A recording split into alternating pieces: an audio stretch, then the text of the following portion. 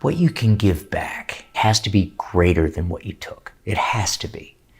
And I didn't take in a greedy way. I just took in a up and coming way, all the things that were given to me, knowledge, understanding, jobs.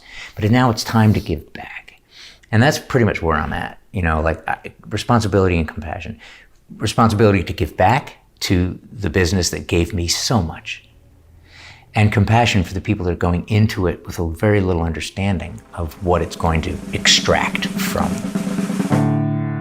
Filmmaker Magazine presents Back to One with Peter Rinaldi. Adrian Pasdar is an actor.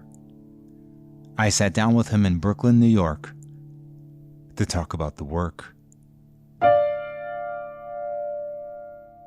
The first audition I had on 51st and Broadway for an agent was, I did a piece from a Sam Shepard play. Oh, wow.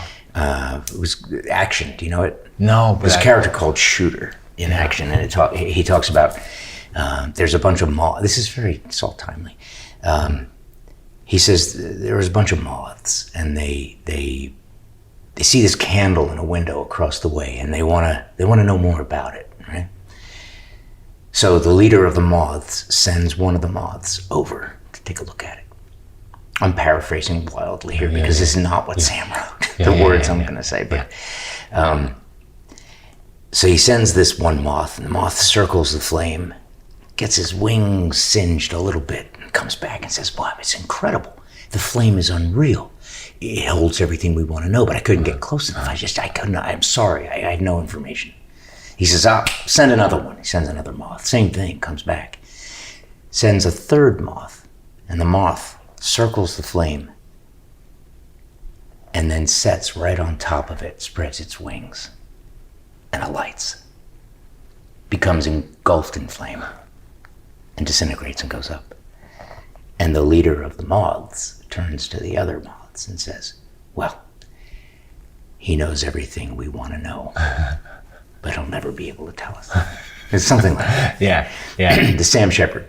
Yeah. Actor, playwright, artist. Yeah. I guess is what you'd say. Yes. It's just one of those. That's right. He lived it. I mean, he knew everything they wanted to know. And what is it? We're drawn to the flame. I guess it's that kind of, we're drawn to the flame. Mm-hmm. And very few of us get to understand the flame, but we get to appreciate it, the heat that it gives, the energy and all that stuff. But to understand the flame, you almost need to be consumed by it. At the point in my life that I'm at right now, I'm starting to realize that obviously to be consumed by the flame is a one-way street. You want to get as close as you can to the flame, but you don't want to die. You want to be able to come back and tell the other moths, our friends, what it's about. But what, were you auditioning for action, or did you have to bring a monologue? No, that was a piece. It was a monologue. I was auditioning 19. for an agent or something? Yeah, Marsha Bonine. Never forget her. Did you get her? Yeah, I did. I remember I got it because I had read something. There was something that sparked me to do this, and I got up and I did the audition on her desk. She was sitting, and I got up on the desk, closed the blinds, and did the audition looking down at her on her desk. And I was thinking, I need to stand out. I didn't know anything. I still don't know much, but I didn't know. I knew I needed to be different than, well, here I am, and doing some audition, Yeah. So I got up on her desk and did the audition, shut the blinds, got up on her desk, and she's like, "What are you doing?" I said, "I'm acting." I didn't know.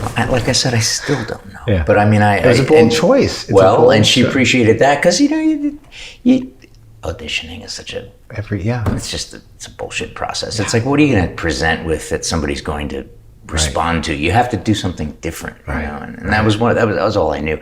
And then she was repping at the time Woody Harrelson and I would run into other people too, but I would run into Wood there sometimes. Woody, and he was on roller skates. It was one of those classic. Remember this is 1980. It's pre-Cheers. Oh yeah, no, this is when we were all starting out. Yeah. Woody ended up helping me get out of jail at the Cannes Film Festival. Whoa. many, many years later. Very strange. Mickey Rourke was involved, and there was a fight. Wait, what? You're not going to let that go.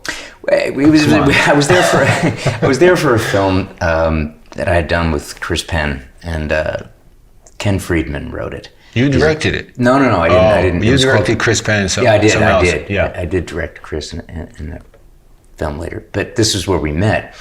We had done this film. Chris couldn't come. I was there at the premiere. I brought my mother. It was the night that Lady Di and Prince Charles came into town, so they didn't know who was going to show up to premiere. It was a director's fortnight, and we were at the Old Palais, which is I don't even know if it's there. It was the Old Palais, where they would show the big films.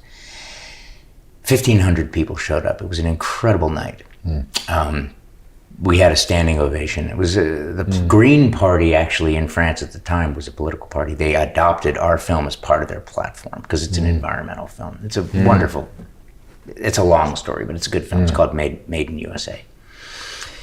But after that screening, I was at the Petite Bar at the Ritz-Carlton in Cannes and having some drinks with Mickey Rourke and a few people, and this crazy director from another country came in and started talking to some girl, and was a little bit rude and sat on the end of her chair. She had an arm on it was an armchair. He sat on the arm, and he was drunk, and he was starting to spill uncomfortable words toward her in Spanish that I understood. So I got up and I just asked him to kindly leave. He tripped and fell through a plate glass table. Whoa. And I looked over at Mick, and Mickey was like, "It's on you, I'm out." And Mickey walked out, and I'm standing there, and the guy grabbed a lamp and started swinging it around the bar, threw it over the counter of the bar, behind the bar, knocked all the bottles of whiskey off behind the mirror and all that stuff. And the gendarme came in, the police, and everybody pointed to the two of us. And I was like, I made a mistake. I got him off the girl by mistake. He went through a glass table. That's on me. But the rest of it, I didn't have anything to do with this. They got our depositions mixed up. And they thought I was that guy. We were in monkey suits. We were in the tuxedos and all so. And we ended up spending the night in jail at the Cannes Film Festival. And I remember Woody and Lisa Rowan. Oh, okay. She was on the American field hockey team that it was that year that we didn't attend the Olympics in Russia. She was a publicist. She was sitting there. That was the girl. They tried to get me to force sign a confession for a $25,000 bill for the damage at the bar, at the Petite Bar at the Carlton. I was like, I didn't do anything. No, I'm not signing anything. And they opened you wouldn't believe it, they opened a metal cabinet, ostensibly to get a pen or something, but on the metal cabinet were all these weapons of, like rubber hoses, things like that. Torture things. Yeah, just things to let me know that if I didn't sign... Let me get a pen. Yeah, exactly. One of those, right? I didn't sign the thing. When I got out, Woody and Lisa were there, and I wouldn't sign. They finally... Woody and Lisa did something. I'm to this day not sure what, but they went in and made such a case. Wow. I got out and I walked... I had just put my mom on a plane to go back to America. So when she landed at JFK, she read the paper and said, "What's a festival without a fight or two? Bad Boys, Adrian Pasdar and Mickey Rourke." And Mickey wasn't even involved. It was like, it was USA Today. He didn't get out in enough time. If you just got out a second before they knew he was there at the festival. That was enough. They put him in, so it was just, it was one of those things. She read it was in USA Today, and she read it was a blurb, and she's like, she called me. She must have thought you literally got in a fight right after she left. And I was like, "Mom, it wasn't me. I was defending this." Anyway, it's a long way around, but that's Woody Harrelson going back to yeah. So what?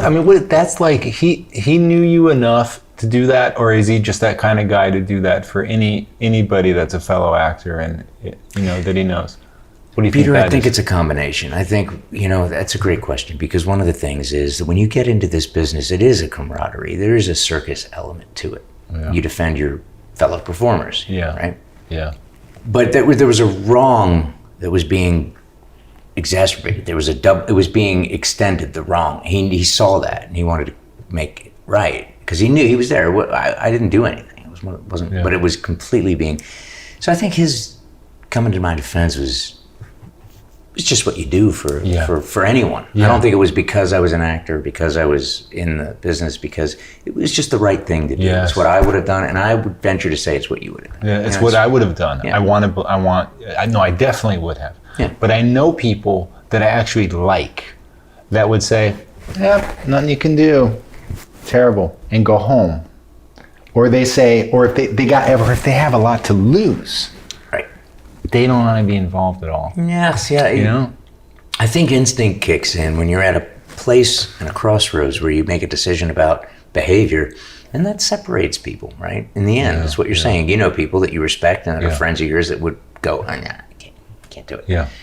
You also know people who would step in. It's the difference between somebody who runs into a burning building and other people who film the guy running into the burning building. The fireman is, you know. Exactly. I mean, so it gets into a whole thing about bravery, but it's just doing the right thing isn't that complicated.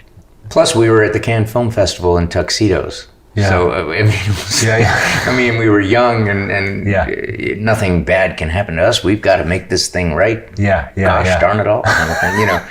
So you'd have to ask Woody, but I think there's probably a validity to what you're suggesting. And you know, we're together because Kevin Corrigan put us together. That's correct. And he wrote to me and said, Adrian took me under his wing on the set of The Last Good Time. The Last Good Time. We're talking 1993, 4. He said it was like this, and he sent me a clip of Sinatra, "Come Below Your Horn." Yeah. The implication there is you're Sinatra, he's the kid. I knew Frank, and I could tell you stories about Frank. We spent a lot of time together. He was.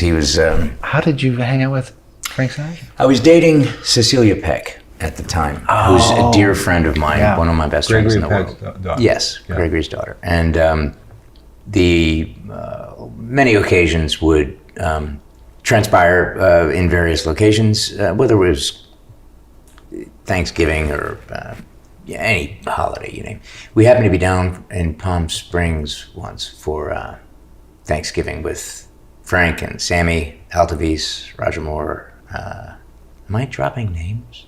It's very interesting, though. It's not like normal names. I'm just telling you who I was with. Exactly. So I was smoking cigarettes at the time, and Frank had put this big bar in his house. It was I think it was like a bird's eye maple, long wooden bar that kind of wrapped around. There's a pool table in the bar room and stuff like that. Looked out over the pool, and I remember lighting a cigarette and playing some pool, and I put the cigarette, as one does, on the edge of the bar because I was taking a shot, and I forgot. Oh God! And it burned a long runner in the bar, right? And I was like, oh fuck! Frank was so proud of this, and here I am. You know, I'm this asshole. Just like, what am I? You know, what am I? 12? No. The next morning, I said, Frank, because he insisted you call him out. I said, Frank, I fucked up your bar. I'm sorry. I'm so sorry. He goes, were you drinking? I said, yes, sir. And I apologize for that. He goes, that's all right. I've made worse mistakes on alcohol. That's not the end of it. And he looked at me, and I wasn't sure where that was going. Yeah. It's okay. And he walked away. Wow. And that was it. Yeah, the second time was, I think we were in Holmby Hills at Mr. Peck's place, which is another funny meeting story because I was just a kid from Philly who really didn't.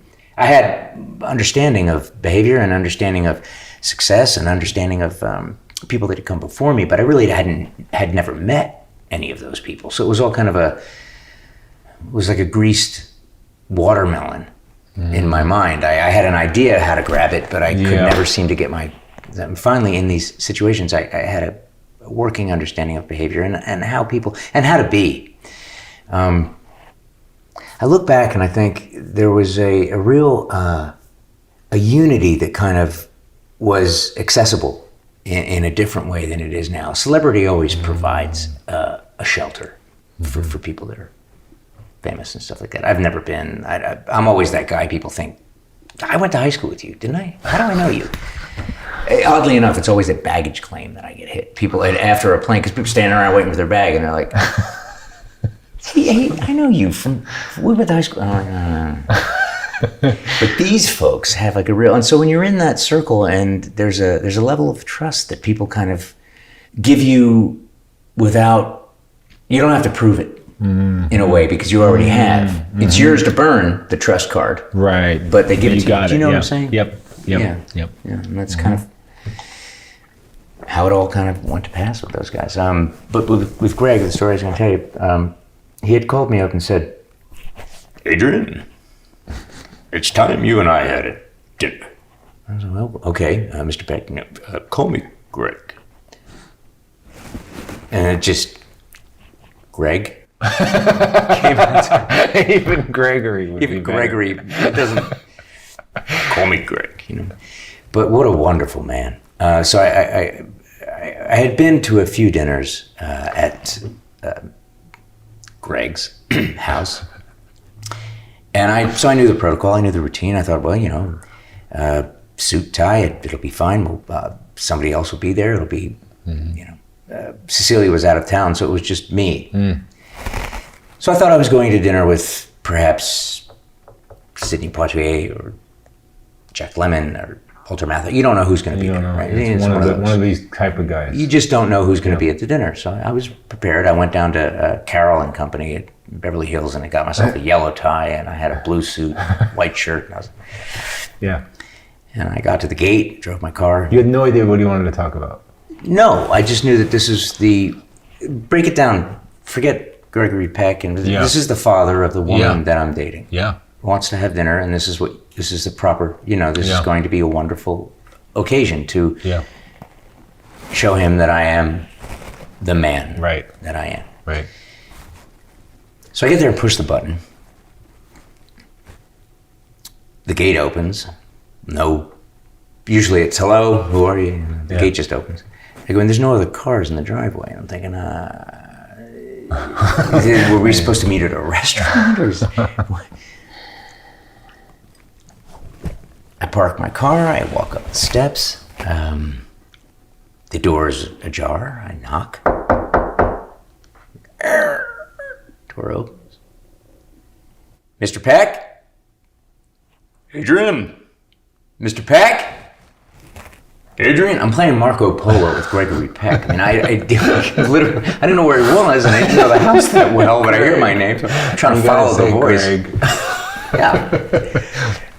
I finally get back to and I thought there were going to be some people there, and nobody. It's Greg wearing sweatpants, a Berkeley t-shirt, and he's watching Wheel of Fortune on a black and white TV with rabbit ears. And there's a big TV next to it. Wow. He's watching. And he's fiddling with a scanner that somebody had given him, a police scanner. And he says, have you ever operated one of these things? And I said, well, yes, sure, let's take a look at it. So we ended up hooking up the wires and doing it correct or whatever it was, and we followed a chase from East LA down to Venice, a police chase. It was like a... And he said, are you hungry? I said, yeah, I could eat. He says, well, there's some Salisbury steaks in the oven. Okay, so I go, with the foil folded back, Salisbury, the hungry man. You mean the TV dinners? Yeah. So, there's nobody around. There's not even a maid. No, no. Just nobody there. It's just us. You got a nice tie on. Yeah, I'm sitting there. Well, I rolled up my sleeves at this point because we were fixing. So I had my jacket off. I had a vest and everything. And so we sat there and ate the Hungry Man dinners, and we watched Wheel of Fortune, and we listened to this chase, and we had a fairly breathless conversation. The upshot of which was, what's it like to be working now in Hollywood? He was asking me, he goes, has it changed? Wow. What is it? What's it like? What's your day? Walk me through your day. Wow. And I said, well, because it's much different than it was, I'm sure. So I walked him through my day. I was working on a movie at the time, and I said, this is how it goes. He goes, that's very interesting. Nothing really has changed. It's just The process is the same. It seems that the components that you're putting into the process have changed, is what he said. And I said, because the movies were just, at that time, there were so many bad films. In 1988, 1989, when we sat down, it's changed quite a bit. So he was interested in, because when he came on set, nothing has changed. He did Old Gringo, he had finished that. Right, I was going to ask if it was before or after that. It was just around then, probably. Jane Fonda. Yeah, Jane Fonda and Jimmy Smits, who I ended up doing a film with. I think I had just finished the film with Jimmy, so we had we talked about that and stuff. So his curiosity was one of those, it was of a child, and it was brilliant. And I remember thinking, I was talking to my son this morning, the artist, I think the curiosity in this, it's an old saying, but it's no less true for being so often repeated, but the intrinsic nature of a child's curiosity is what leads to art. Yeah. Their inability to execute it is what stops them from pursuing it.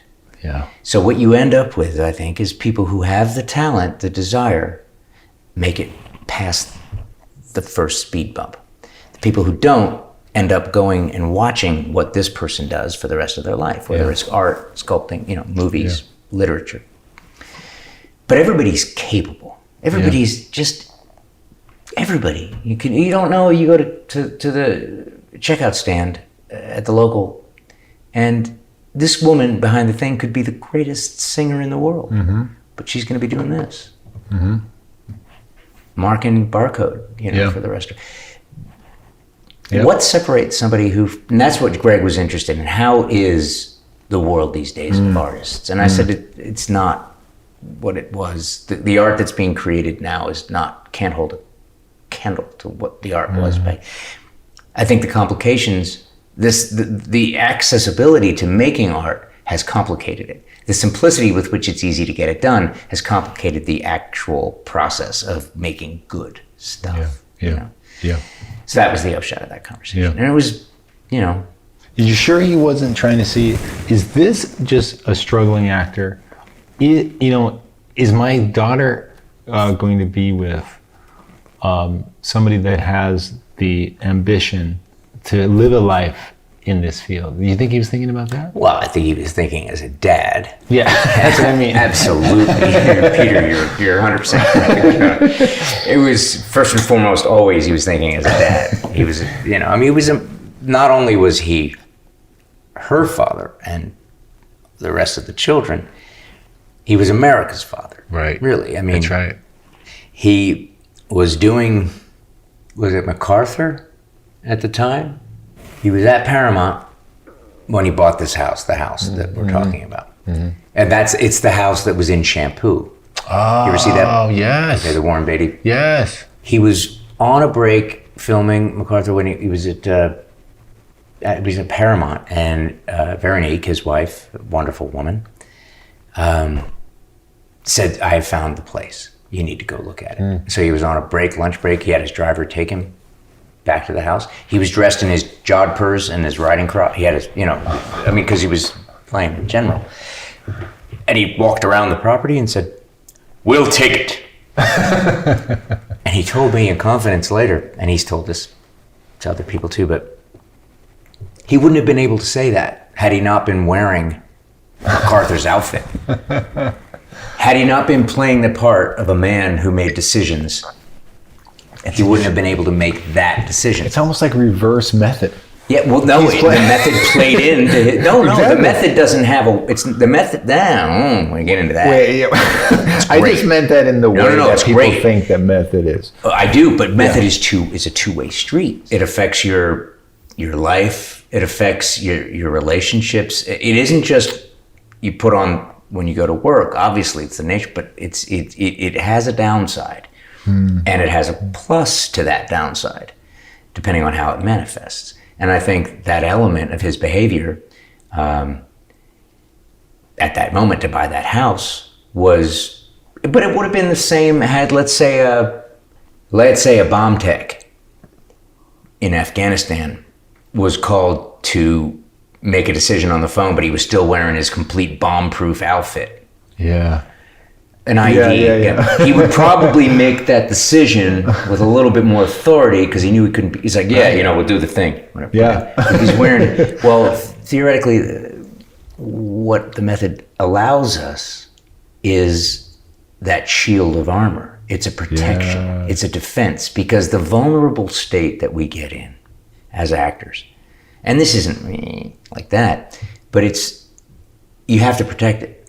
And I think, for my money and for what I've done in my entire career, and applying the work that I learned with Irma Sondry and Lily Lodge and Hope Author here at the studio, I feel they provide early on the idea of what it is to perform and create, but also associated with that and included in that package of gifts is how to protect, which is actually the most important element, I think. You can talk to whoever you want about it, but it's a protection element. The method protects, and it doesn't protect the performer ultimately, although that is a byproduct of it. I think it protects the audience member. You use it as a tool in order to protect the audience member from falsehoods. It's like you're creating an element of entertainment and within a parameter of whatever it is, whether it's a play or a podcast or a movie. But if you approach it through the method, there are all these elements of protection that are included in it that allow you on-ramps and off-ramps to emotional sites. And that's what it's about. It isn't about call me by my name, my character name. It's about behavior. And I think one of the best parts of learning and studying, which is something that so very few people do anymore, and apply it to film. You see it a lot in theater, and it's an easier run to have in theater because the theater environment is just so great, as you know. I mean, come on. Life is just, there's nothing better than, going to, Michael Imperioli and I did this play, Avenue Boys, many years ago at the John Houseman Theater on 42nd. And just the freedom. I remember the first time I was grown up with a name like Adrian, you get threatened a lot, right? So I had to develop a pretty good fighting skills and a set of, because I was a little kid growing up, and so I thought I was tough. I thought I could handle tough guys. The first rehearsal I had with Michael Imperioli, he walked 20 feet toward me with the most fear and venom at the same time, and anger and malicious intent. All of that wrapped up in his eyes as he walked toward me. I had never been so scared in my life. I'm in a rehearsal studio. Nothing can happen. Nothing bad can happen. Yeah. I was terrified. Wow. I'd been in fights my entire life. Grew up streets of Philly. Tough. Yeah. Had a hard time, Learned how to navigate fear. Michael walking toward me scared the shit out of me. Like I'd never been scared before. Yeah. And it wasn't, and I knew my lines, I knew where I was supposed to be. There was no fear accompanying being unprepared. It wasn't like, it was just, I was genuinely scared of this. And Michael's not a big guy. We're the same. Right. I mean, it's like, I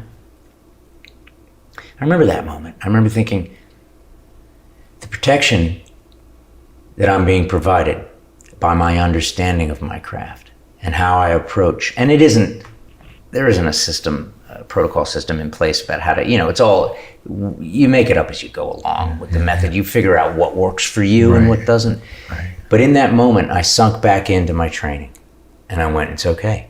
You know what? Be afraid. Be absolutely as afraid as you can be. Let what he's bringing impact what you're giving. And if that isn't the very nature of performance, I don't know what is. And Michael, we did another thing for a few years back here in New York. And I said, you really kind of, you kick-started or reignited the understanding that I had and that I had been waiting for, because it hadn't happened. I'd brought my goods and I'd done work all over. But that moment with Mike of understanding the difference between performance and affected behavior. He had none of the affected behavior. It was pure performance. It was the most beautiful thing to watch. Michael's one of the most talented individuals. And I learned more from him walking toward me amazing, yeah. than I did in years of study, literally. But maybe it was the years of study that allowed me to perceive what was happening. To be aware, and then to size up your own feelings in that moment, and to use it to your advantage. That's what all that preparation is for. And it happens like that in a nanosecond. Boy, you're just, and I get the chicken skins. You can see them when I talk about it, because it really gave me profound respect for a process that is constantly changing, never repeats itself, always reinventing. Yeah. It's just the ineffable element that we try to compartmentalize. You can't do it. You just have to open up and give yourself, and that's why there's so many, most stuff is bad. Yeah. Right? Yeah. I mean, upwards of closer to 90%. Yes. Wouldn't you say? Yeah. Of whatever is going to be, Yeah. So it's not hard to understand what makes that 10% work once you understand that there's a divisive element of behavior that you just can't entertain falsehoods. It has to all be kinetic, not potential, on stage. There has to be an element, and there's nothing more exhilarating, honestly, than having that back and forth. Well, the only thing more exhilarating, this is going to sound horrible, the only thing more exhilarating that I've found on stage is being on stage with somebody who's completely unprepared. I am prepared to blow them out of the water and watch it happen. Yeah. And not take them to the hospital afterwards. Like, if you don't know your shit, buddy, and you want to step on the stage with me, I'm going to slice you up. It's going to be fun. I'm going to watch you bleed, and I'm going to leave you there. Because it's happened to me. I was that guy who showed up on stage and got eviscerated, in a rehearsal, because I didn't know. I thought I'd get it then. I didn't know, the process is going to inform my decision. I don't need to, I'm going to, no. You need to be prepared. Especially, with the nature of the world now, and not the politically or otherwise, but the performance world, the entertainment world, you really need to know your stuff. Yeah. So if you show up even a little bit unprepared, I'm gonna destroy you. Yeah. But the other side of that is if you show up completely prepared like I am, we're gonna make some great stuff happen. Yeah. So let's put good air into that balloon. Yeah. Yeah. And very often, though, this goes back to most things are shit. You find people who show up half prepared, half ready, half, and it's just... When somebody comes unprepared, they're throwing a middle finger up to the process, right? And that is it's almost like smiting the gods. Completely. Right? Great way to put it. Right? Yeah. And so it's like, because you know the magic that's possible. Yeah. And they come and they don't. It's almost like the gods are waiting around. The muses are waiting around for the magic to happen, because the people are together, right? That's it. And they come instead, and they're half prepared, and you're like, it's an anger that's cosmic then, right? Well, here's a great example. There was a guy that came in. He was an FBI agent. I think he was on Heroes. And the guy comes in. He's FBIing it up to the, he's well, we've got to talk to you down at the office about that. And I was like, I pulled him aside. I said, hey man, look, I get you're FBI. I can tell by the shitty fucking knot in your tie, your shoes and your badge and your gun. It says FBI. I get it. Play a guy who's late for his kid's soccer game. Play that guy when you're reading the lines. Don't play the FBI guy, because I got the FBI. You're FBI. You got a badge that says FBI. You don't have to play FBI. Play a guy who he wants to go. He's got something else to do. Yeah. You got something. Yeah. but he had not really prepared. He thought, well, I'm FBI, so I'm just gonna, FBI it up. And I was like, he's a day player, great guy and everything, but the preparation was based on precedent. It was based on what he'd seen prior, and I know that, most cop shows and legal dramas in Hollywood are based on things that have come before, not on real. They're based on courtroom dramas are based on, courtrooms aren't like that, but in TV they are, movies they are, So he was basing it on that. I was like, look, man, you didn't do your work. I didn't say that. Yeah. But I just, come on, think of it from another angle. You are FBI. You don't have to play it. That's a silly example, a minor one, but it's just... But it's such a good suggestion because it serves him. It serves him so well. It could serve him, right? Yeah, it worked. Yeah, it did. He took it. Yeah, he took it, and he was like, oh yeah, okay. Yeah. So he came in, and he was, he was looking at his watch. Yeah. And said, I gotta, he was asking me the questions, but he was playing something else, and it made it 100 times more interesting. And granted, it may have been way more interesting for me as a performer in that moment with him than it was for the viewer, but it contributed to the overall truth. Yeah, the sincerity, and getting back to, it's just, I hate that word truth, man. It's just like, what is truth? Everybody has their own truth. There isn't some big truth that we owe. Right. It's the truth we create in minor moments, I think, and that's what I'm after in performing. And I think the people I've worked with, and I've had such a great opportunity to work with some amazing, wonderfully talented people, and I've learned so much. I still feel at 57 that I don't fully comprehend what it is I do. I just know when it lands. I know when it's right, and I know when it's wrong. That's what I know. That's all I know. I don't know how to make it right all the time, and I don't always know what makes it wrong. But I have a good cow sense of what makes things right and wrong. And it just, looking back over the past 10 years, I see, the fodder, the stuff that's thrown up. This goes back to what we were talking about before, about 90% of shit being shit. It's just become, with the access that everybody has in terms of social media and streaming, and everything's just, everything's just thrown up there. Yeah. Some things stick, some things don't. It comes down to the artist, really, and the honesty that you had as a child. The understanding of honesty you had as a child growing up really impacts and affects everything you do, as a performer. And it's not that complicated, this whole process. I know. Yeah. But do you think it's taken you this long to be able to speak those words that you just said? I mean, you know what I mean? I don't Did know, you Peter. always think it wasn't that complicated? It's funny, and I'm sure you could. Yes and no. I always believed it was not that complicated, but I was always told that it is such a privileged process that you wouldn't understand, son. You just wouldn't, But I was like, well, if I just apply myself consistently and continually learn from the people, and it goes back to the simple tasks of reading, understanding, engaging yourself in the world, and getting a better perspective on the people that you're surrounded with.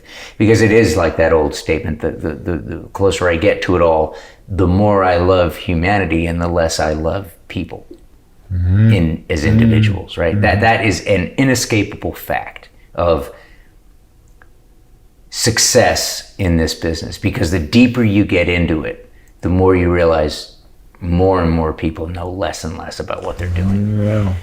And you've talked to so many people. You know the difference, man. It's understanding the value in a contribution to truth can be a rip-roaring introduction to behavior. It can also derail you. You have to make that choice when you discover what the truth is about the scene or about the film or about the play.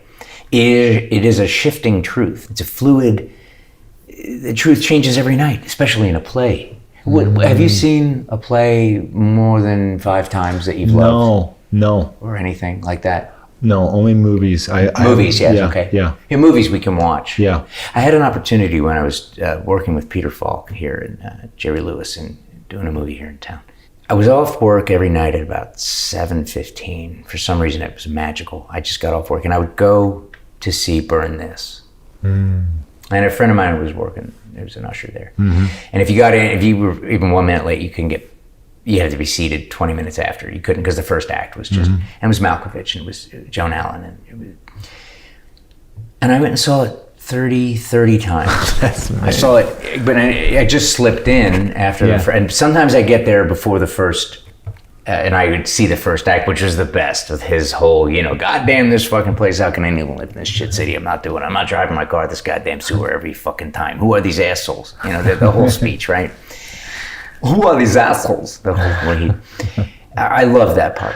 But after watching it and seeing the behavior, and knowing that Mr. Malkovich was a school bus driver in Chicago and decided that wasn't going to be his end game, he was going to get into performing.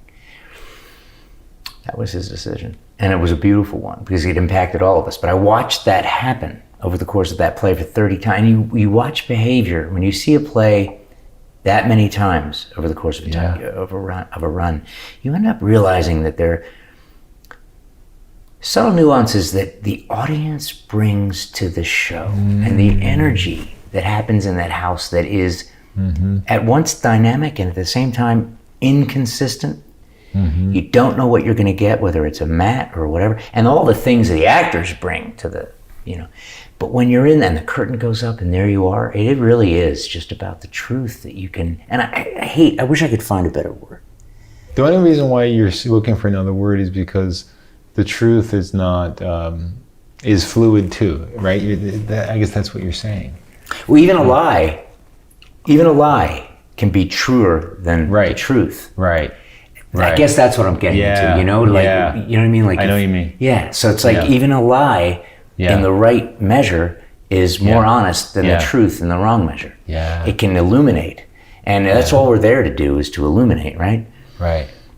I think Scorsese said it best. He said, you don't never want to write a script with telling the audience, but you want to ask them what they would do in that situation, right? You create a situation and then ask the audience, how would they react? And they're like, they're going to identify with 1, 2, or 3, or maybe all or none of those characters, but they're going to have an opinion. And if you can involve them in that engagement, then you've got something to build on. And that, obviously he knows, much more about it than that, but I just feel like understanding the difference between, again, that word truth bothers me. It's not truth, it's something that we continually chase. I think we're doing it right now.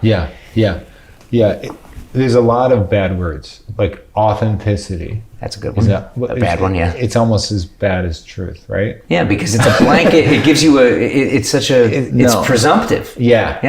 I'm with you. Yeah. But I get what you mean, though. It's like, it's something that you're also trying to like we were saying, I was saying about the FU to the process. It's like there's something you're trying to honor. Yeah, to honor the process, to honor the people, to honor everybody in the house, and honor the moment, honor what's happening. Right, and you need to be able to recognize that. And sometimes when you're in the middle of your own diabolical understanding of exactly what's being presented to you on paper, and you're going to transfer it to the stage or to the screen, and it's going to be great. You know as well as I do, it's those moments that you're probably the most full of shit.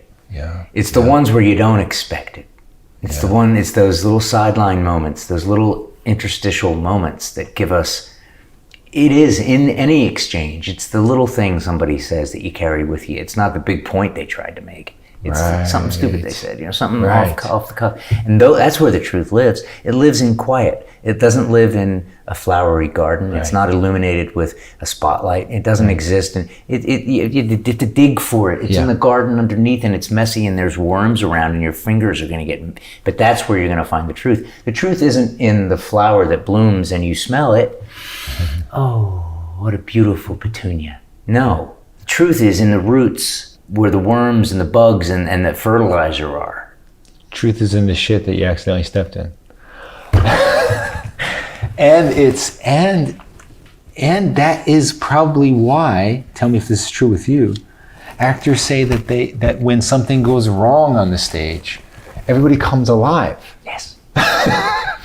In the moment. Yeah. Right? Oh, there's nothing more exhilarating than you know, being with a bunch of players, somebody going up and somebody coming in and saving it and not knowing who that person's going to be. it really, that happened to me on stage with Michael, actually, with Ron Eldard and Michael and Lily Taylor. Oh, it was a phenomenal play. It was killer. Avenue Boys, Frank Pugliese. But there's moments where you look around and somebody went up, but you had to bring it home. And who's going to land it today? You know, how are we going to do this?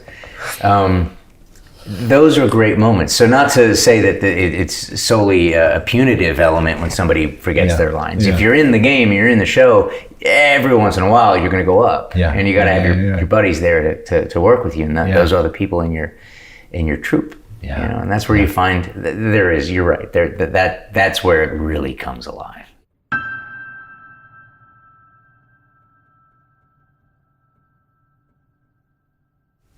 Can you kind of talk objectively about how your process has changed over the years? What were some of the things that you were kind of obsessed about that maybe aren't so much an obsession anymore? They've kind of settled into something else that is just workable. When I started, I think I had a rough understanding of what separated something that was good from something that was less than good. I had a rudimentary understanding of that from films and from plays and, you know, minor things I'd been exposed to as a child. And I came to New York and I studied with Irma and Hope Author and Lily Lodge. And where was that at? At the Lee Strasberg Theater Institute, gotcha. Where Kevin went there as well. And I remember walking in there and thinking, I know so much more than anybody in here about who I am and what I want to do. Yeah. And of course that got completely demolished within the first 3 classes, you know, the first 3 sessions. And I remember thinking, all right, let me look at physical behavior. That was the first sign to me of performance, was because there's no action that is divorced from desire. You want something, you have to have that desire first. So what are the seeds of that desire? What's the behavior? You know, and nobody ever acts the way they want to. They act the way that they think they're supposed to. I shouldn't say nobody ever does, but by and large, I think we feel like we need to fit into a construct of behavior that's going to be understood and responded to.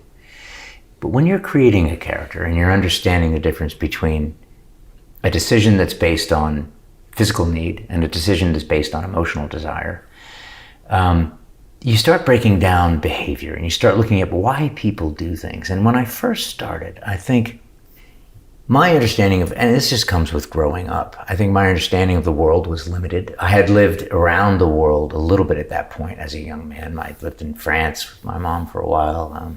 I traveled a little bit extensively, not because of any money. We had none, but because of people that we had around the world. So I got to family and I got to visit and see how things played out in different cultures and the language differences, but there aren't really any. And I realized that people behave the same way and language has the same, for instance, in Hebrew, you know, the word for volume is volume. It's just saying it loud. You know what I mean? Yeah. I realized that there are different ways that languages have, and that was the first insight for me that language and behavior are tied in, and the way that you learn to speak and the pattern of speech that you have is directly responsible for the way you're perceived. Whether you come from the South or you come from the North or the West, or wherever you come from, everybody has different cultural affectations that. And I really started focusing early on language, on verbiage. Mm-hmm. As I read more and as I worked more with writers who were established and had an understanding about responsibility toward how language affects behavior and how the reception of language, what you hear from somebody else, affects your behavior, I started thinking, well, you know what, maybe it's not so much what you say, it's how you say it. And I'm going back to when I was 20, 21, mm-hmm. 22. I'm going way back, right? So I started thinking, what is it that makes people understand people? What is it that makes us feel like we walk away from a great meeting or from a great lunch or from a great, pint of beer with somebody in a pub somewhere? What is it that makes us feel we walked away going, yeah, that was good? What is that? It's not just the words we say, because we do understand. Mm-hmm. It's things we don't. It's the silences between words. It's the searching for a phrase. So then I thought, well, maybe there's an internal struggle that people are going through that have people that have something to say. Maybe they want to say the same thing, but they have different ways of saying it. What is it that makes somebody say something that somebody understands and somebody says something that counters that and they don't clearly understand it? What is behavior? What is it that, if you could get behind what it is that makes somebody feel a certain way, what is the progenitor of that emotion? So I started looking around at people, a lot of people watching, obviously. Yeah. And I think one of the things that tipped me off early on was there was a film I'd seen. I took Kathryn Bigelow to see this movie after I'd done a movie called Near Dark. Mm-hmm. I went and saw this film called Come and See. You ever? Top 10 of all time. Okay. The greatest war movie ever made, yes. Without question. And the greatest child performances ever captured on film. On film. And the kid, so seeing that film and seeing what... So wait, you took Kathryn Bigelow to see that film? Yeah, I took Kathryn to see that movie at the Fox Theater on Lincoln Boulevard when it was still a theater. Now it's a swap meet something, but it was the theater. And I took Kathryn to see that film. I was young, I was 23, 20. There was a particular... And everybody can take what they want from that movie, and there's so many things to pull from it. But that gunshot about 20 minutes in, where the audio on the screen goes completely silent. All you hear is the high-pitched ring of the gun, because that's what you hear. Right. Now that's again, as a sidebar, how ridiculous Hollywood movies are with the gun shooting. Yeah. Everybody bang, bang, bang, bang, bang. Yeah. The first bullet goes, your ears are gone. Yeah. That's what people don't realize in boxing too. I fight as well, and when you get hit really hard the first time in your ear and you lose hearing, you're in the ring and all you hear is that sound. You don't hear anything. Boxers don't hear much because you get that, the blood's flowing, it's swelling, so if you go like that and close your ears, that's basically what you hear during a fight. Mm-hmm. That all kind of resonated with me. I was like, wow, there's something with the audio here that's going to really, it's simple. And then he went on, and the whole thing about, and then the looking right at the camera with the kid, Yeah. And that one shot where the soldiers are walking this way and the camera goes like this, but they walk around a forest, and there's a forest between here and here, and they're walking and the camera picks them up as they walk. It's just, there was such and I still don't know how to enunciate correctly how it made me feel. Yeah. But the overall sense of that movie and going there with Kathryn and seeing it, and we had already worked together, and we had done Near Dark, and with Bill Paxton and Lance Henriksen and Jeanette Gold. I mean, we some of the greats, Jenny Wright. We had made that film, and I remember Kathryn one of the great things about her is you'll say something, something that I have this idea. I'd like to walk through, and she would, within 10 seconds of your conversation, either she'd be, or, and if she started shaking her head no, there's no point in going on because she's already made up her mind. She was very decisive. It was great. And I had all these ideas. Between having that experience of making Near Dark with her, then going to see Come and See, and all the things that surrounded my life at that time, I kind of made a different approach toward what it was I perceived my responsibility to be as an actor, as a storyteller. Listening was something that hadn't been a part of. It was because at 21, 22, I'm going to do this great thing. Yeah. I know all my lines. Yeah. I know all your lines. Yeah. I was that guy. Yeah. Sometimes I'd be actually mouthing somebody else's lines while they're talking because I was so about responsibility. I started realizing that listening was more of the, and it's really difficult to listen. Especially when you know what you're going to say next. Right, there you go. The exact. It's very difficult to listen when you know what you're going to say next. That's the art of acting. Yes. To be able to listen and not pretend to listen. Right. That's easy.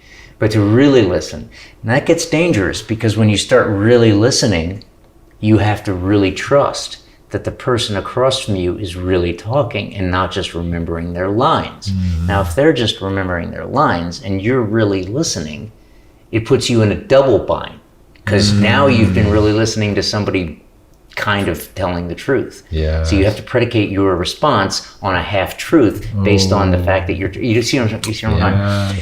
So, and I know it sounds, getting into the fine tuning of it. But this is what the podcast is all about. If you're going to fine tune that, it's here. That's where it lives. So listening became my prime directive from my early 20s to early 30s. I just went, how can I listen better? Yeah. And I started fooling myself with facial responses, mannerisms like, You know what I mean? Things like that. Like, how do you signify that you understand something somebody's saying? Nonverbal communication became an element of, and that's a whole I'm seeing images from Prophet in my mind. Oh yeah. Oh, well, that was the best. It's funny you should bring that up, Peter, because I'm so glad you did. Because let me tell you something. With Prophet, that was the easiest job I ever had in my life. Didn't have to do anything. I just had to hit my mark, and I knew that halfway through the person's speech, I was going to be going into a voiceover. Yeah. And it's all just your reaction. So I was actually able to fine-tune the listening down to a head tilt or an eyebrow raise or a touch of the nose, like, oh. And then what happened? So I was able to, easiest job I ever had in my life. Right. And everybody, the accolades that came from it were, and it was just, it was ridiculous. And but I didn't do anything. But what does that say? That says something there, right? The easiest job you've ever had, a tremendous amount of accolades, right? That's. Well, it's what it is. You could have overdone it, though. You know what I mean? That's the thing. If even that's easy. You could, a lesser actor would have overdone it, and it wouldn't have gotten accolades. Yeah, it was one of those weird deals where, do you play golf at all, or have you hit a baseball or baseball? Okay, so you know what I'm saying? Yes. When you hit the ball with the bat and you hit it really well, you don't feel it. Right. It's like that with golf. If you have a perfect swing with golf, it's almost like, well, I didn't even hit the ball. Butter. Yeah. It's butter. It's exactly. Yeah. You don't, there's no, none of that. That's what it was like on Prophet. It was like, you're in the sweet spot. You know what you're doing. And the only reason I got that job was because I refused to audition for it. Had I auditioned, I would have lost it. like everybody else in Hollywood, and everybody went up for that show. Everybody. Wait, this is interesting. So wait, why were they all not getting it? Because of the nature of that, what that character had to be. No one was landing it. You can't. It's impossible to land. Because you're trying too hard in an audition. Because Prophet just, like I said, Prophet just listened. Prophet didn't act. Prophet responded. Prophet didn't tell you, this is how it's going to be. We're going to go here and here and here. He never did that. Prophet just went. Right. Your first job as Prophet was denying the audition. That's it. That was it. That was my, you're absolutely right. And David Greenwald came here. I was working at a diner, down at Van Dam Diner on 6th and Spring. I was working at the diner. I had sold my house in Los Angeles. Fuck it, I'm moving back home. Came home, worked. It was a 3-cigarette walk from the loft I lived in at Duane Street. I would walk up. I opened the diner. I closed it. I was there. I did the whole thing. I'm working in the diner, and I get this script, and they're like, "Well, this is something, you know." I said, "Well, okay. Let me read it." You know, I looked at it and I read.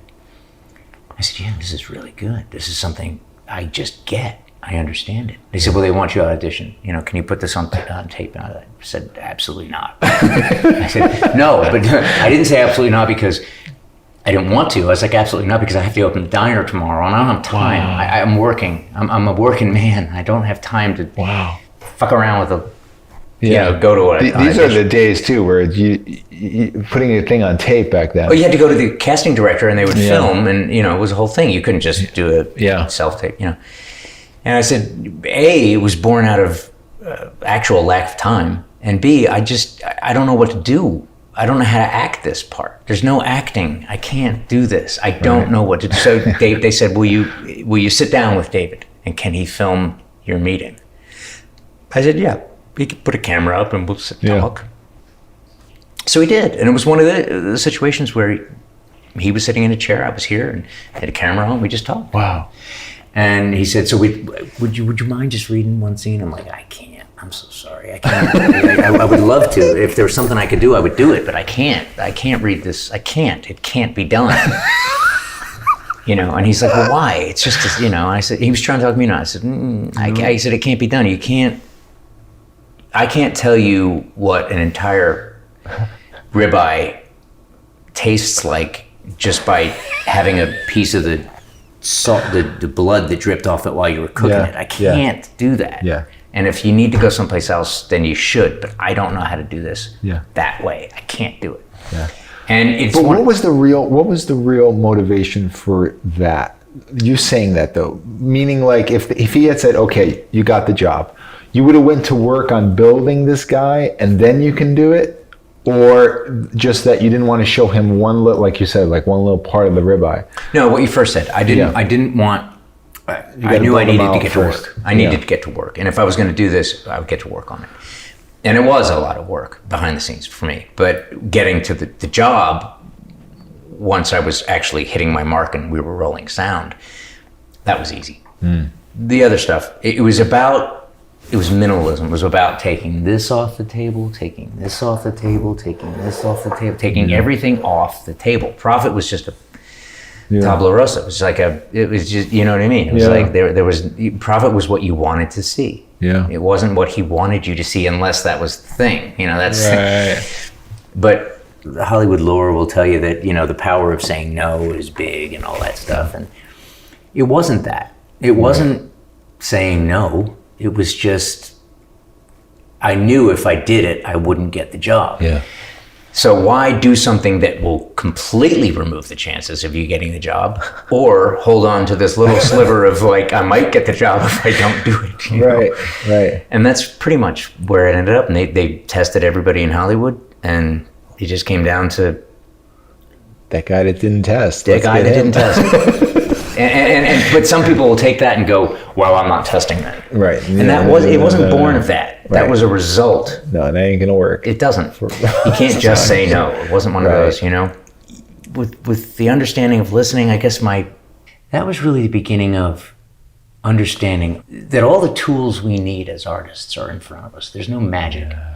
I've read all the books from, Stanislavski to, I talked to everybody. I've hung out with all the, It's very simple. And I think that tools that we use to cut away at the complexity, to get to the simplicity, are the most valuable tools. Whatever it is, like just to be aware, to be present, you know. And it sounds maybe trite, maybe it sounds diminished, whatever, but it's valuable. The tools that we need as artists are right in front of us. Yeah. Literally. Yes. It's just your hands. Yes.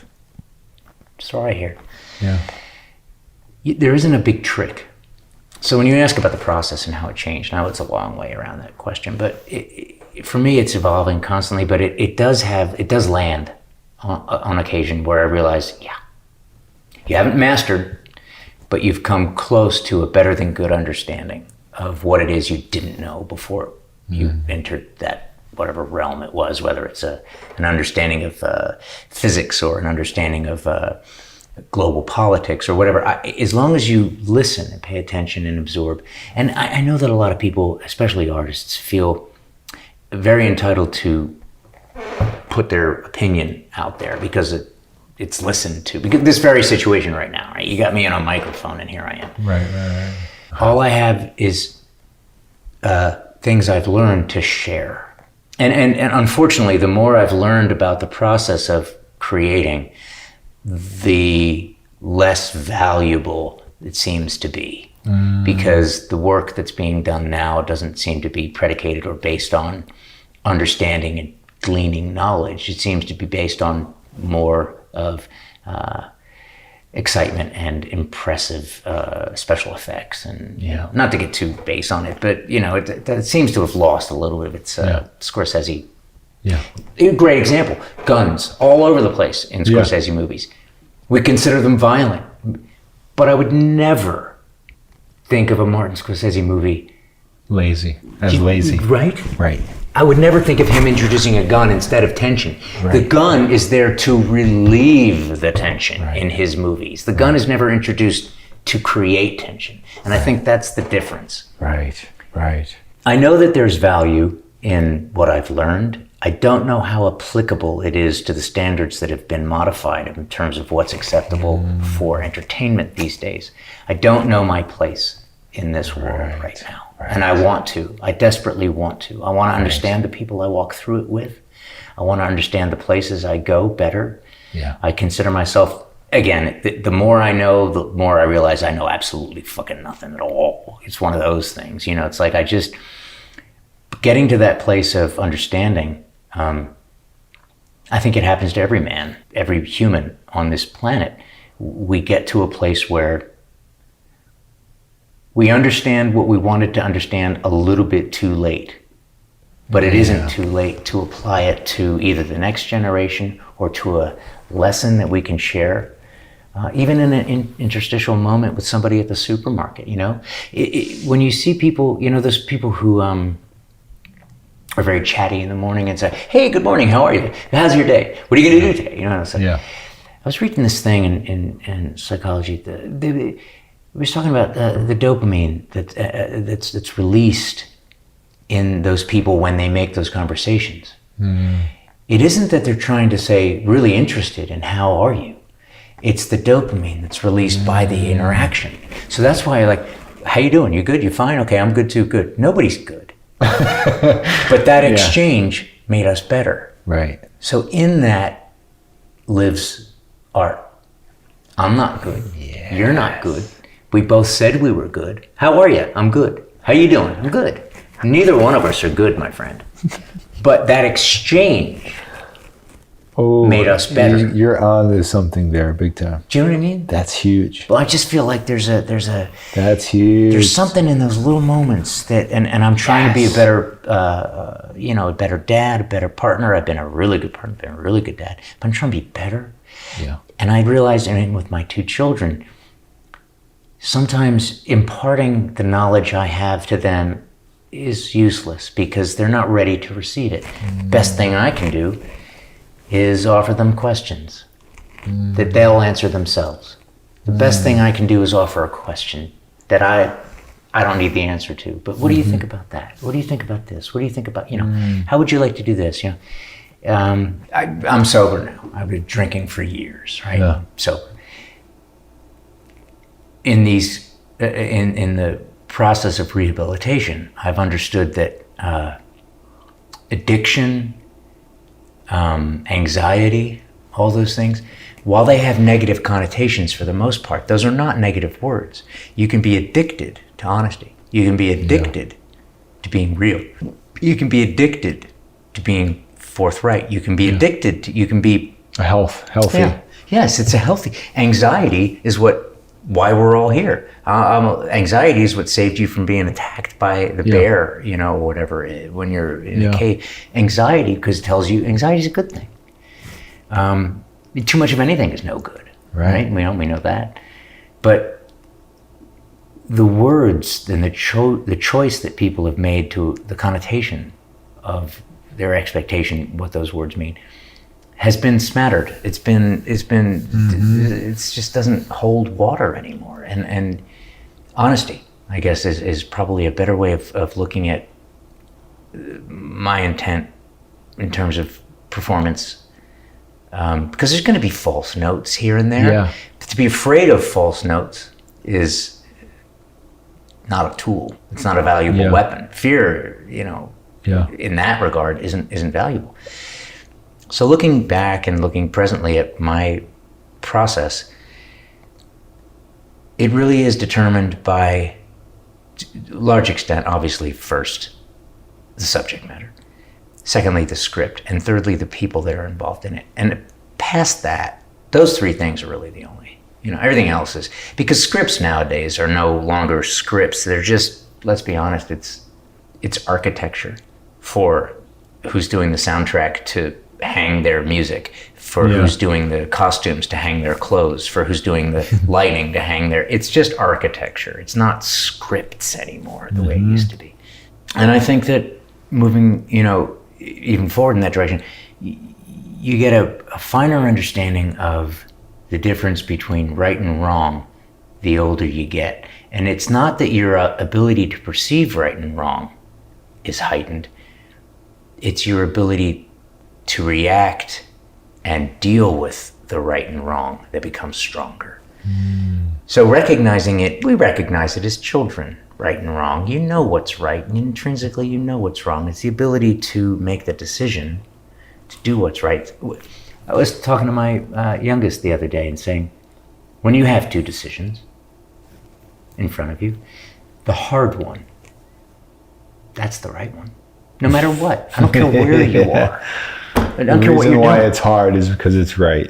But if you have two decisions and one of them's harder than the other, or if you have 5 decisions, whichever the hardest one to make is, that's the right one. Always.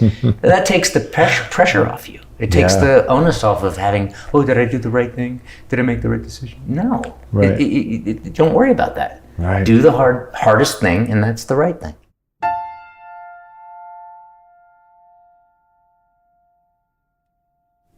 The way this profession is, you're in your prime as an actor. I think so. So what does the rest of this career look like to you if you can build it? What do you want to be doing? Well, that's interesting because my place on the call sheet doesn't exist anymore. It's not there. So I can't go back to, they cut down that orchard. I can't pick an apple off that tree anymore. It's just not there. It's just not there. It's just not there.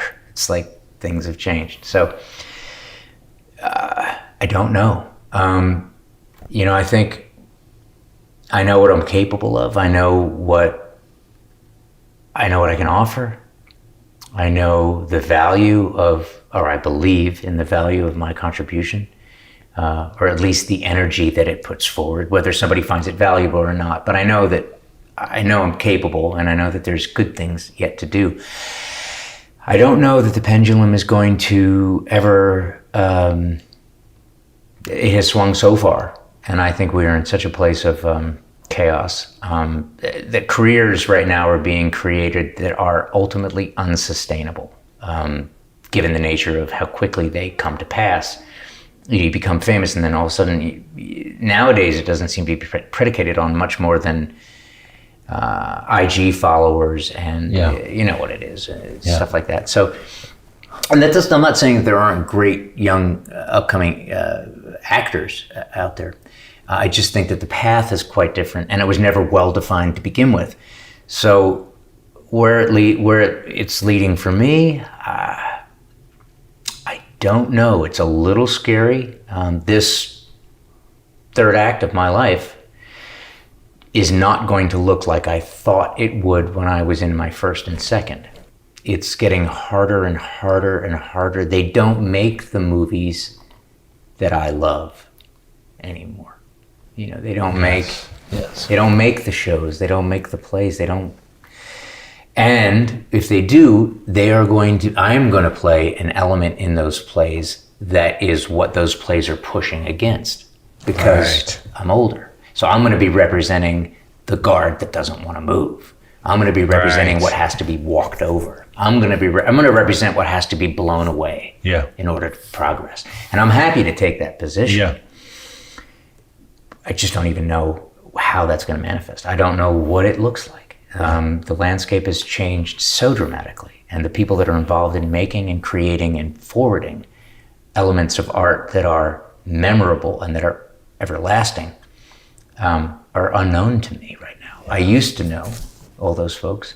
I don't know them anymore. There's a new breed of actor. The men and women that are coming out now to change the landscape, as they must, as is required. Unfortunately, for generations I think that came before me, my age would be an elemental part of that discussion. But I'm the bad guy now. I do believe that there's a strength in staying on the court. And I have no negative emotion in my body regarding what's going on right now in the world, in terms of the change that's happening for the good. I am not a huge part of it because of my age. So, and I think that comes along with everybody. Everybody retires. Normally, I'd be retiring in 8 years. I'd be retiring from, if I was a plumber, or if I was a master builder, or if I was whatever. So I understand that part comes, but I also know that in the acting game, there are roles for men and women like me, that have a little bit to say and that have a little bit to, offer, at least in terms of being a backboard or a bounce board for the idea that's being sent forward. Maybe I'll be that curmudgeon, that old guy. I feel like the guy in Up.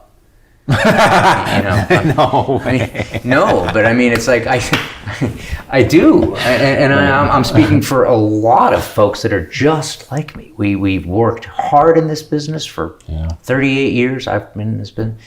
I've made my bones. I've had a lot of success on all measure, and yet I'm left with right now. I don't know. Peter. I don't know where it leads, and it's But isn't it circling it back around? Didn't we say that the exciting part in the play is when we don't know what's happening? Exactly. I mean, you're good. You're that guy that rallies in the unknown. I feel like Robert Redford in The Natural, with the blood coming out of my uniform, and I'm standing at the plate, holding his side, getting ready to swing. That's where I'm at. That's literally where I'm at, which is why he made that movie then. Right. It's like that. But that's where I'm at. In this line of work I've chosen, in this business, in this, did I choose it? It chose me. I don't know. I didn't have a choice. If I could have done anything else, I probably would have. It's painful. It's a hard way of making a living. It's rewarding at times. And I know I am of no illusion that I got lucky. I got very lucky, and I know I'm in the top of whatever in terms of having a longevity and being able to work and work with people. And I'm grateful for it, and I thank everybody I've worked with. But I also know that there's a responsibility that comes along with that for the guys that I don't know. And I'm talking to the people at Lee Strasberg, the ladies over there, which the administration, Kate and Victoria, they're great. And talking about going back and talking to the classes there, talking to the kids, and saying, this is what happened to me, and it's not going to be what you think, and here's what you got to look out for. Just give them a little bit of, stuff like that. Yeah. And that's the most exciting element to me, because as I'm sure you understand and agree with, the older we get, we realize what you can give back has to be greater than what you took. It has to be. And I didn't take in a greedy way. I just took in a up and coming way, all the things that were given to me, knowledge, understanding, jobs. But now it's time to give back. And to the young kids coming up and to the ones that are going to change the world, I look at my boys. I have 2 boys. And I say, these are the kids that are going to be running the world in a little bit. My father raised me with a pretty clear understanding, although maybe a little fuzzy, of what the world was going to look like when I inhabited it, when he was gone. He had a rough understanding. He did the right thing by all measure in crafting my understanding of the world I was about to step into. It's a wholly different environment now. And I know the world's been falling since, Chicken Little and all that stuff. But we are really at a place right now. And I don't know what kind of world I'm sending my boys into. Mm-hmm. But I do know I can send them into it with responsibility and compassion. And if you have those 2 things going in, if you can hold on to them and have those 2 things when you're going out. Yeah. And that's pretty much where I'm at, responsibility and compassion. Responsibility to give back to the business that gave me so much. And compassion for the people that are going into it with a very little understanding of what it's going to extract from them. Because you do lose a piece of yourself, going into this business. But like anything else, my father's a heart surgeon. He lost a huge chunk of his life by saving other people's lives. Mm. That was never lost on me. Yes. He wasn't home for dinner, but somebody got their dad back or got their mom back because he saved them on the operating table. So there are choices you have to make, and it's now my time to give back. Looking at the exit strategy, I certainly hope that what I've learned in the world and the people that I've been allowed to love and that have loved me have changed me for the better. And I'd like to be able to give some of that back in terms of direction, because some of that stuff I didn't have as a kid. And if I'd have had just a little bit, and it's different than being a father and teaching your own children stuff. It's easier actually to say it in front of a group of people and, with a captive audience. Kids can argue with you, but if there's a captive audience, you can say your stuff in front of a class. Let them think about it. Yeah. Let them go home and see if they can take what you said and make it better. And if I could find one guy or one gal to look at the things and to hear the things I'm saying and go, oh, I hadn't thought of that. Maybe I'm going to try that for a little bit. And then they reinvent what I told them and they make it even better.